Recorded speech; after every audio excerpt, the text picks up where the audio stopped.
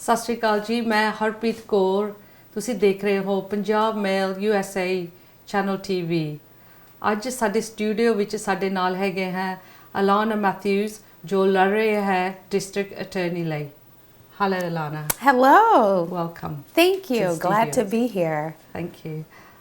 Just a few questions I'd like to ask you, Alana.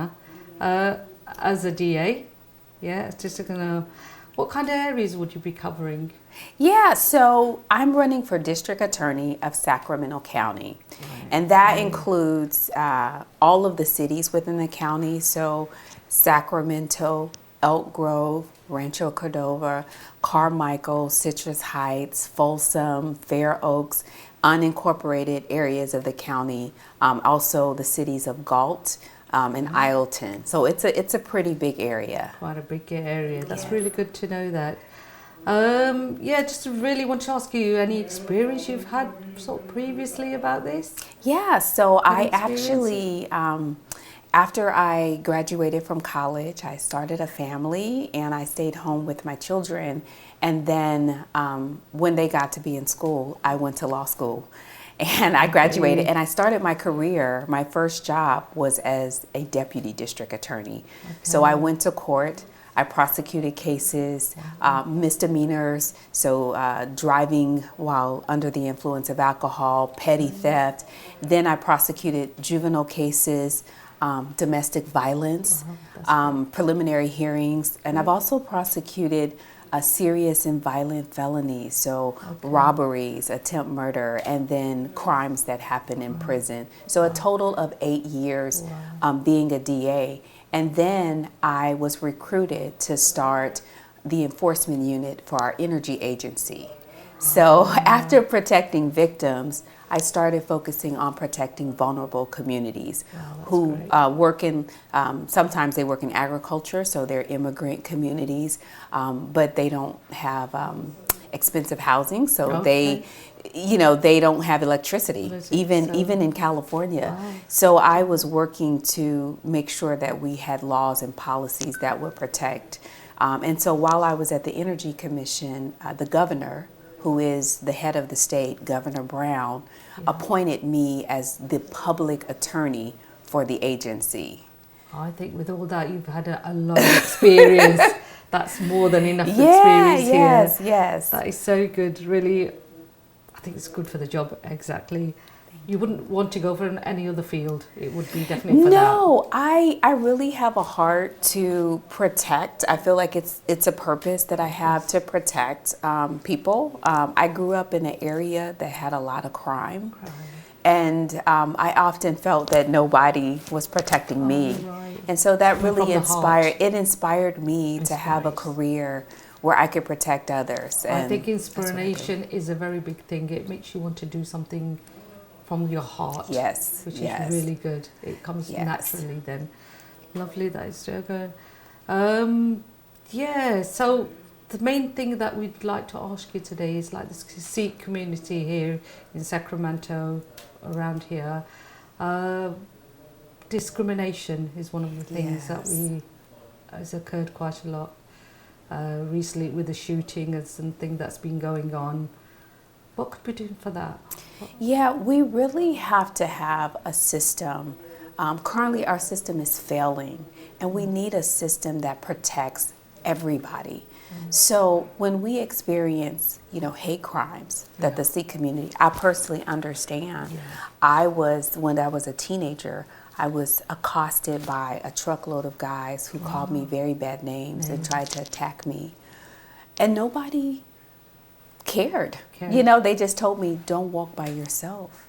So again, it was another experience. So here in Elk Grove, specifically, we've had violence against members of the Sikh community. So you have to have a leader who's going to prosecute that and say it's not acceptable.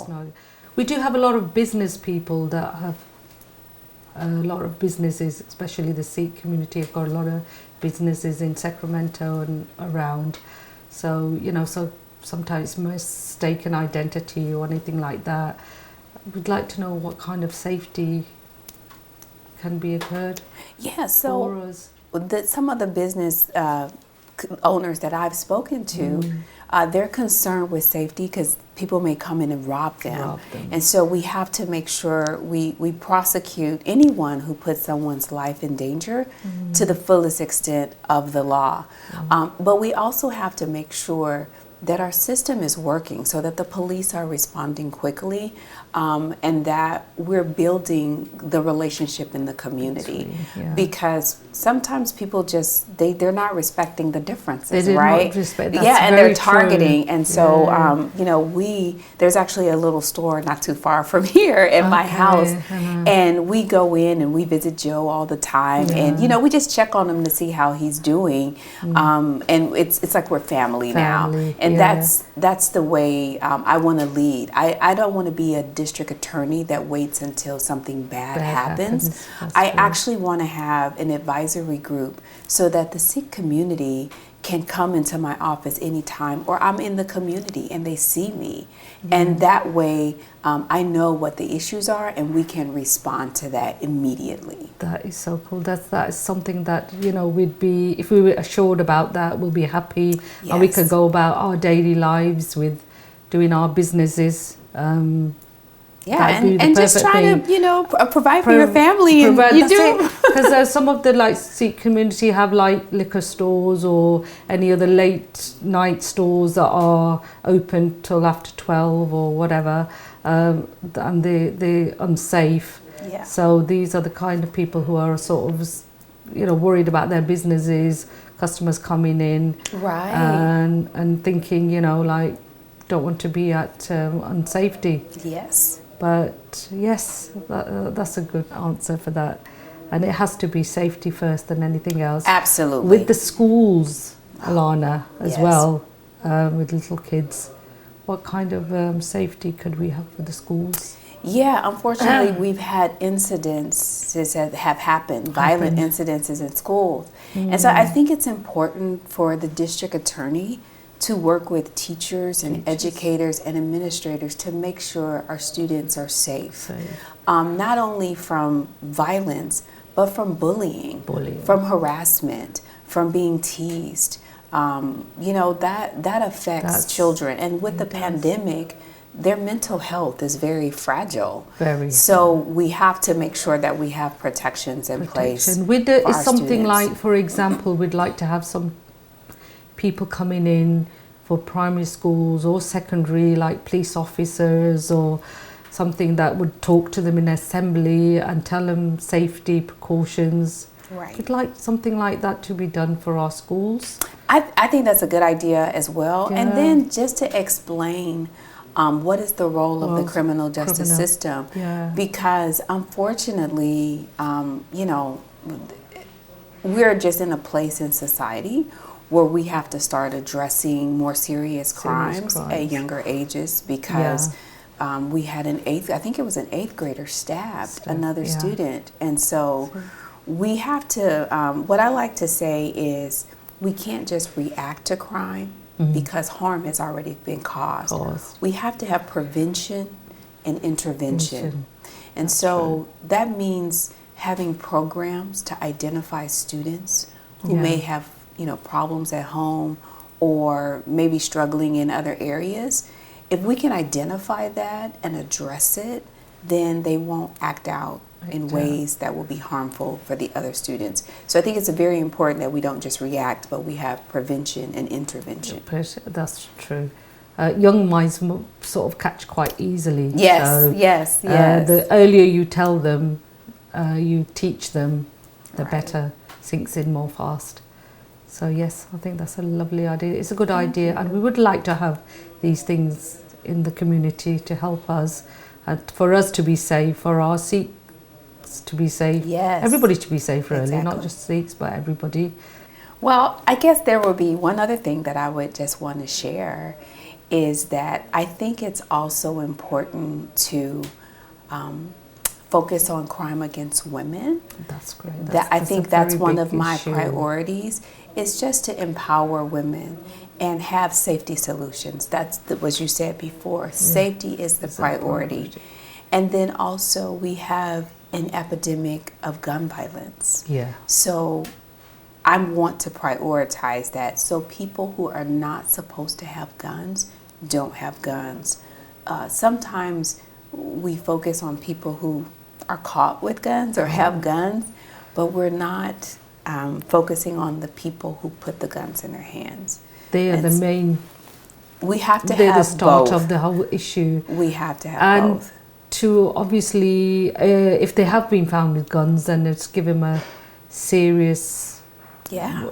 What do you call it? You have We have to. We call it charges. charges. Yeah, When serious, they use the gun, I mean that is the very most serious charge threat you need to give them. Yeah, serious threat to our community. Or, So I want to prioritize that. I think that's the main Yeah. issue of prioritizing guns in America. It's just like just having them under your pocket without. I think a lot of rules and regulations should be quite strict. Yeah, we have to have more enforcement. Because, for instance, individuals who have a restraining order against them, they're not supposed to have guns. And we have to have our leaders in the criminal justice system make sure. Right now, we just have an honor system. And so people are not gonna, so they're that not doesn't gonna mean if comply. somebody's got a clean record that they have to, because you don't know when the mind works in different ways. Yeah. Somebody could be a really good person and all of a sudden, for any other kind of reason, for a family reason, for something, they can use a gun even though they've got a clear record. So we have in California what we call red flag laws. Oh, okay. And so that allows family members, if you see, or other, people who are close, if you see someone who might be going through something that's stressful, or they're not emotionally or mentally stable, and you know that they have guns, you have the ability to tell the authorities. Because it's not, sometimes it's not about hurting other people. It's about hurting themselves. They can, that's very true. Exactly. So we have law, but one of the reasons why I'm running is that people don't know about it. And so they have resources that can help their loved ones, right? Because they want to keep them safe ultimately at the end of the day. And they don't want them making a decision that's really going to be harmful to anybody in the community. To anybody at all, which is very true, yeah. Well, I'm very thankful for this opportunity. I have many Sikh friends. Sikhs are lovely. And, I feel like we have a lot in common. We've been able to understand. I worship sometime together. And so I think we're at a place where there's been so many divisions. Yeah. We really need to start building bridges. Exactly. And I want to build bridges to the criminal justice system so people can feel like their voice, their experiences matter. And it And gets heard. yeah, I don't want to, I want to be present in all communities and come and hear what the concerns are, so we have a partnership. Yeah. And I think when everyone, it's just like if you have a business, you want all your family, like everyone comes in and they help it become successful. And so we want everybody to be a part to help keep our community safe. Because we all work together is the better thing is to work together makes a happy place. Yes. Helping each other. And looking out for our neighbors, looking out for each other. Neighborhood watch is a very, I think, a fantastic idea. Yeah. If we have something as a neighborhood, this neighborhood is lovely. Everybody's watching. Okay, you could be watching out the window. We want something that's more, neighborhood watch, so everybody can all involve with each other, protect each other's properties, protect each other's areas. And one thing that we can do, that I have an idea, is I like to have community courts. Very good. And so if it's a low-level offense, let's say it was just a little minor theft, we can have community members work with that individual. Because if you would imagine, if you see your aunties or your local, people in your community, you're going to be more likely to think twice. So I think what's more important than prosecuting crimes in the courtroom is preventing crime in the community. And so when we have community courts, we empower community members to hold those individuals accountable and say, okay, we want you to acknowledge the harm that you've done. We want you to pay for that harm. So you have to understand the consequences. You think you're just stealing one or two little items, items. but it's affecting this business owner. It's affecting their affecting- ability. So you show them how they're causing harm, and then you get them to commit. Commit. Don't do future harm. Future So those are harm. kind of like the three. The earlier the goals. better. Yes, So yes. if you step to a child who's pickpocketed or shoplifted, and you Yes. tell them early on, you know, you give them a little bit of schooling, as Yeah, you said, yes. they learn fast. Yes. Young, Yes. and that's what we want, and then they won't do any further harm to Yes. the bad crimes. Yes, exactly. that prevent Exactly. them. Goes to that prevention and intervention. And then prevention. Yep. There we go. Yes. That's what we'd like to do. Well, thank you. I am so honored to have been here today. Thank you, Alana. It was lovely to meet you and being in our studio and talking in front of our viewers and giving us a lot of experience. I'm sure you have got. Yes. And we'll hope in the future we will be protected. Yes. And everything you said, hopefully it will protect our community. And if anyone wants to learn more, they can go to my website. Great. Okay, It's that'd be fantastic. www.alana4da.com. Can I show this? Yes, of course you can. I think I can This do is it this Alana's. camera. Yeah. So my website, alana4da.com. And then you can learn more about me. That's it. Alana Yes. is the lady. So Thank you. hopefully we'll all elect for Alana. She'll be doing the best job she can do. And from there, we wish you all the luck in the world, Alana. Nice to meet you. Nice to meet you, and thank you for coming into our studios. Thank you, Alana. ਹਾਂਜੀ ਹੁਣ ਸਾਡੀ short and sweet interview Alana ਦੇ ਨਾਲ ਸੀ ਤੇ ਅਸੀਂ ਇਹੀ ਕਹਿੰਦੇ ਆ ਥੈਂਕ ਯੂ ਤੁਸੀਂ ਵਾਚ ਕੀਤਾ ਸਾਡੇ ਤੇ ਹੋਪਫੁਲੀ ਤੁਸੀਂ ਜੋ ਐਕਨੋਲੇਜ ਕੀਤਾ ਅਲਾਨਾ ਨੇ ਜੋ ਕਿਹਾ ਜੋ ਉਹ ਕਹਿੰਦੀ ਆ ਉਹੀ ਕਰਕੇ ਰਹੂਗੀ ਅੱਜ ਸਾਡੇ ਸਟੂਡੀਓ 'ਚ ਸਾਡੇ ਵੱਲ ਥੈਂਕ ਯੂ ਫॉर ਵਾਚਿੰਗ ਸਤਿ ਸ਼੍ਰੀ ਅਕਾਲ